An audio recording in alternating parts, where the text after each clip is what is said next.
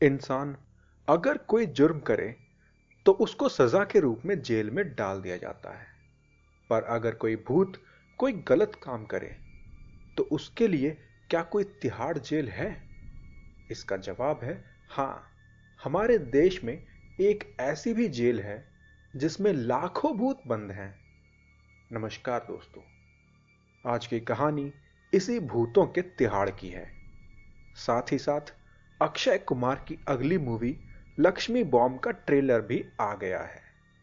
और इत्तेफाक से आज की कहानी में हम लोग भी ऐसे ही भूतों की बात करेंगे जो इंसान के शरीर में घुसते हैं, जैसे अक्षय कुमार के शरीर में लक्ष्मी का भूत तथा दो और भूत घुसे हैं आने वाली इस पिक्चर में।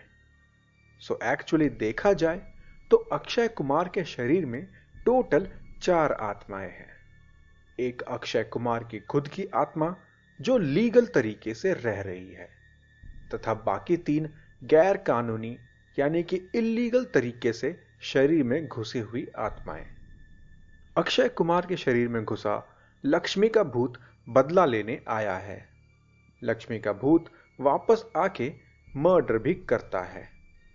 देखा जाए तो इस भूत ने इल्लीगल कब्जा करना और मर्डर, ये 2 क्राइम किए हैं। इन भूतों को जेल जाना चाहिए।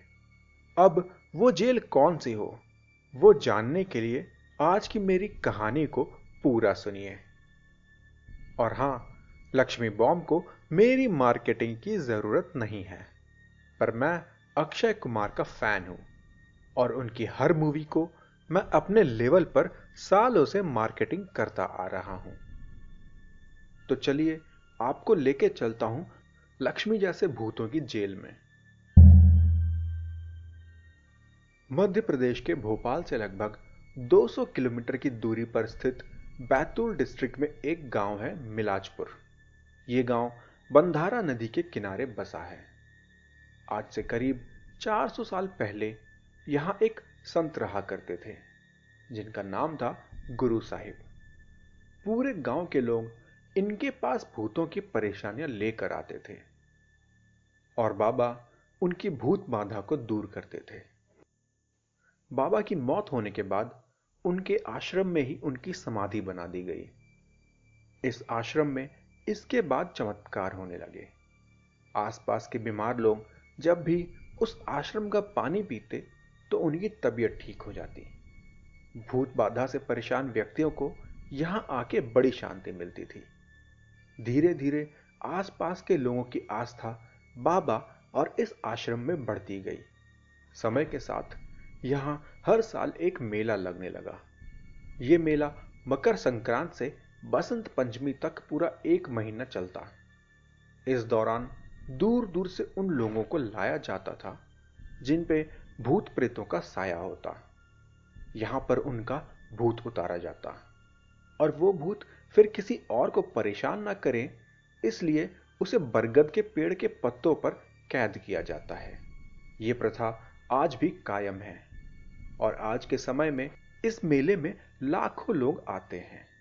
मध्य प्रदेश की सरकार की तरफ से मेले को शांतिपूर्ण बनाए रखने के लिए पुलिस की सुरक्षा का भी बंदोबस्त लगाया जाता है। इस आश्रम में 3-4 ऐसे बरगद के पेड़ हैं जिनकी उम्र कम से कम 1000 वर्ष की होगी। ये पेड़ इतने विशालकाय हैं कि रात के समय खाली आश्रम में अगर आप इनको देख लें तो कुछ दिनों तक आपके सपनों में ये पेड़ आपको डराते रहेंगे। यहां आज भी कुछ बाबा रहते हैं जो भूत बाधा को दूर करने का काम करते हैं। आश्रम के पुजारी यहां आने वाले किसी भी व्यक्ति से उसका नाम, गोत्र, धर्म और जाति तो पूछते ही हैं, साथ ही साथ भूत से पूछा जाता है कि वो कौन से पेड़ पर रहता था, मतलब वो कौन से पेड़ से उतरकर इस व्यक्ति के शरीर में घुसा है। आश्रम में बाबा भूत से बीमार व्यक्ति के शरीर में घुसने का कारण पूछते हैं और आश्चर्य की बात यह है कि भूत खुद बताता भी है। अब ये सब मेरे लिए भी इतनी आसानी से सच मान लेना बहुत मुश्किल है, इसलिए मैं खुद इस मेले का हिस्सा बनना चाहूंगा। आप लोग भी, खासकर वो श्रोता जो मुझे मध्य प्रदेश और छत्तीसगढ़ से सुनते हैं, वो 2021 में मलाजपुर मेला देखने की कोशिश अवश्य करें और अपना एक्सपीरियंस मेरे साथ भी शेयर करें। तो वापस उस मेले पर लौटते हैं। भूत खुद बताता है कि उसकी क्या दुश्मनी है जिसकी वजह से उसने उस इंसान के शरीर को अपना घर बनाया है। बहुत बार गांव वालों की आपसी रंजिश इसका कारण होती है। पूरा कारण जानने के बाद बाबा उस भूत को अपनी बातों से वश में करते हैं, भूत को धमकाते हैं। काफी लंबे तंत्र मंत्र के बाद आखिर में भूत उस शरीर को छोड़ने के लिए रेडी होता है। भूत जब मान जाता है तो उसे कसम खिलाई जाती है और कहा जाता है कि भूत, तुम अपनी पसंद का बरगद का पेड़ चुनो और उसके किसी भी पत्ते में जाके बैठ जाओ। अब ये पत्ता ही उस भूत का कैद खाना होता है। वो कसम ही भूत को इस आश्रम के दायरे से बाहर जाने से रोकती है। कहते हैं कि उन बरगद के एक एक पत्तों पर लाखों भूत बैठे हुए हैं और हर पेड़ की हर एक डाली झुकी हुई है, जिसका कारण भूतों की मौजूदगी को बताया जाता है। उन बरगद के नीचे बैठने से भी लोगों को मना किया जाता है। एक पत्ता भी आपके ऊपर गिर गया तो सोचिए कितने भूत आपके शरीर में प्रवेश कर जाएंगे।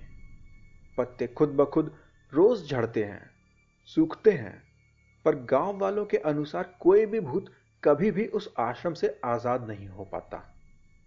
तो ये थी भूतों के तिहाड़ की कहानी। और हां, इस दिवाली लक्ष्मी जी आपके घर आए या ना आए, पर अक्षय के अनुसार लक्ष्मी बरसने वाली है। Don't angry me.